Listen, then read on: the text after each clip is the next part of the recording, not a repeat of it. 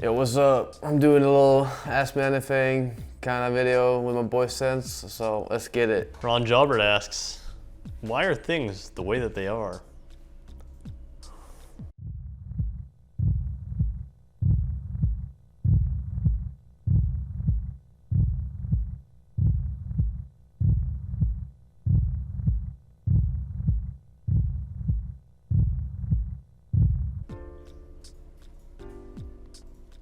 I don't know. It is what it is. Why does Paul play Vulcan sometimes? Is he trying to give the other team a chance?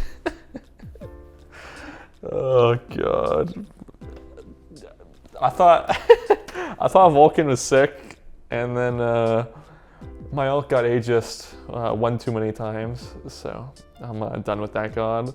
Plus, you play Vulcan, right? And then you get crippled, and you literally just die. You die, man. Vulcan, God, what a god. At TP Riopel.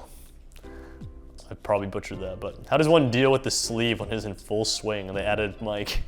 I'm not Mike, but it's pretty tough. The sleeve in full swing is it's not only handsome, but it's effective and it's devastating. So I don't know. Haven't quite figured that one out myself. I want to know more about the fabled Paul Ravioli. What was that even from? Did I mention that in like a video or something? Oh yeah, I was like, oh yeah, it was in the sit down with Hindu Man. I'm like, it's like, who's the best cook? Who's the worst cook? Who's the worst cook in the house? I'd say probably Paul, just because he What, doesn't cook. man? Man, you don't cook. You haven't man. tasted my ravioli. It's out of the packaging, bro. You want to know more about it? Okay, maybe I was lying a little bit. All I do, just buy some fresh ravioli, man. Just get some sauce, get some Parmesan, and just put it in the boiling water, obviously. Wait till it's ready, and then put the Parmesan on it. Okay, that's all. I was lying. I'm not a master chef. Where does Fred get his good looks from? My mama. At Bjergen Cedric says, is Neilmon real?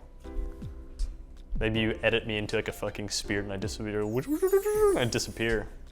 I was fake all along. Silverstorm32, who has the worst sleep schedule? I would say Paul. And I would say it is not close. Someone asked me who has the worst sleep schedule and I said you. Sometimes Ronnie's can get pretty messed up, but he's usually on a rhythm and you're just all over the place. I don't like going to sleep at the same time every night, dude. I can't do it, dude. Why is Paul such a god at hell?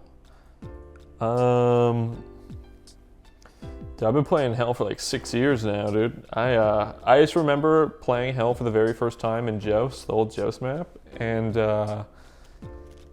it like clicked immediately. I'm like, oh my, I'm just stance switching, using all these abilities, juking around. It was a lot of fun, man. Like you could, like back when before Hell got nerfed again, her 3 was on a 10-second cooldown with max cooldown, 6 seconds. And so you would basically be pressing buttons 100% of the time, and it was the best. You're just juking around, boom, boom, boom, 3, 1, 2, 3, 1, stance, blah, blah, blah, blah, blah. And it was sick. And basically, I like the god, so I played her a lot. Alvarin asks, how is literally every single person on this team so positive and so charming all the damn time? It's just the power of positive energy, you know? One person gets positive, the next person gets positive, and the next person gets positive. I don't know, I think we just have a good group of guys who,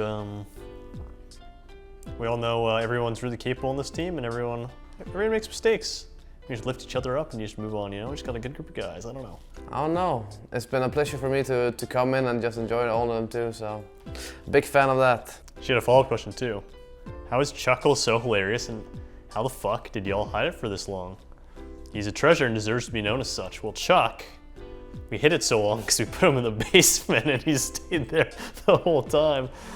Yeah, he's a really funny guy. I think, unless you know him though, like I don't know, where else would you see him in the Smite scene? Like you see him behind the camera, like during our matches as a coach. But I think this kind of format where you have someone recording us kind of puts people like Chuck, you know, out there for everyone to see, instead of just a guy behind the scenes, you know. So it's a good opportunity for him to be well known by everybody, and I think it's great. I like putting Chuck out there because he's a funny guy. He's handsome. Ah, Chuck coming from the basement. What a coincidence. Shut the fuck up. He's so charming, that guy. Fuck you. Pussy. Whoa! Anything else? Other quips? You look good. Thanks, man. You too. Why is this allowed? And it shows a picture of me sitting in a weird way. Funny story, actually.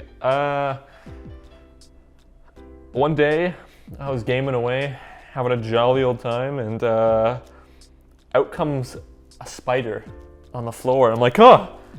And so I move my feet, kind of like, I don't even know if the camera can see, but I move my feet like this. I don't want the spider to crawl on my feet, right? And then it kind of like stuck from there.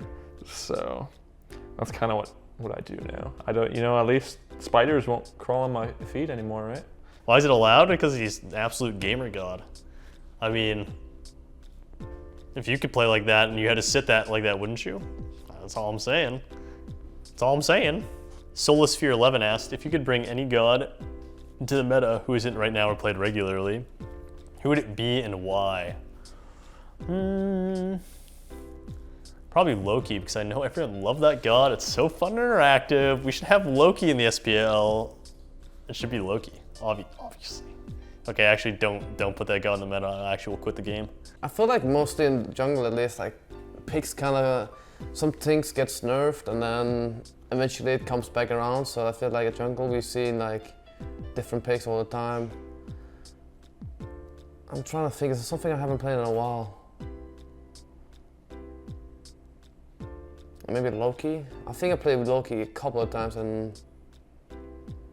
throughout the years, but I haven't really ever been, dude, fuck that shit.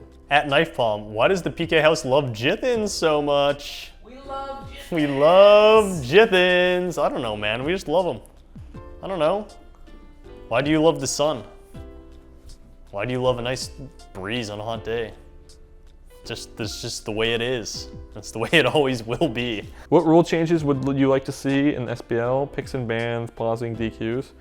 Honestly, for the draft phase, I like to see a shorter draft phase. Like I like to see it be more similar to how League of Legends is. I feel like League of Legends, they have people banning at the same time, and their pick and bans are way quicker than Smite. Smite, bro, how long? So you sit in the queue for like 6 minutes, and then you're in lobby for like another 5 minutes, just picking the gods. It takes 5 minutes with the bans. Like what? Come on, we gotta speed this up. It's too slow. So I'd like to see a quicker pick and ban phase. This is at Yield to Me. What separates a pro player from a high tier Masters player? What would be your guys' biggest advice to amateur teams that want to take it to the next level? I would say a pro player and a high tier Masters player, like the biggest thing is just experience, honestly. I think it's pretty tough. It's kind of a catch-22 because like you only really get that experience by playing an SPL, but it's hard to get that experience unless like you're that good of a caliber player already. So I think you have to be pretty lucky. You have to be pretty lucky to actually get onto an SPL team to begin with. And then once you're there and you get to practice against the high-level teams, you learn really quickly and you have other people there who have been through the scene and have a lot of tips to give to you to kind of put your game and keep it going to the next level.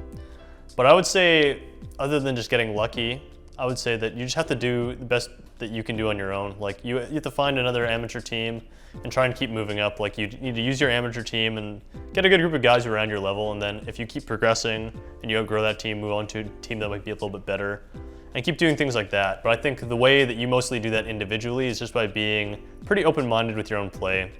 You can't, even if you're playing ranked, obviously there are a lot of factors. Your team might win or lose at the game, but there's a lot of things throughout that game you can probably be looking at and saying, okay, maybe I should have done this instead of what I did here. That could be a mistake that I made. It might not have lost me the game, but it's something that you can work on to get better. So I'd just say, keep an open mind and just try and keep grinding, try and find teams to play on, and always work on yourself.